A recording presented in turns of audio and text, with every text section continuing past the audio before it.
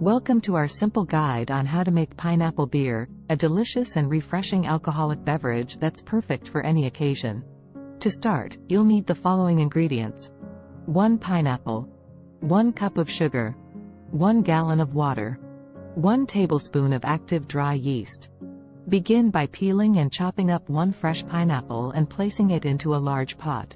Next, pour 1 gallon of water over the pineapple, and add 1 cup of sugar to the pot.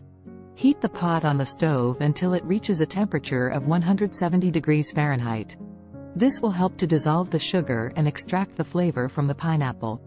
Once the mixture has cooled down to around 70 degrees Fahrenheit, sprinkle 1 tablespoon of active dry yeast over the top of the liquid. Cover the pot with a lid, and leave it to ferment for 48 hours.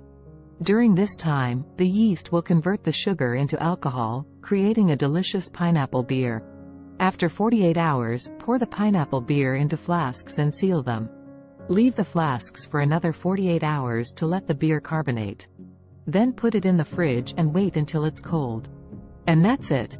With just a few simple ingredients and some patience, you can make your own delicious and refreshing pineapple beer at home.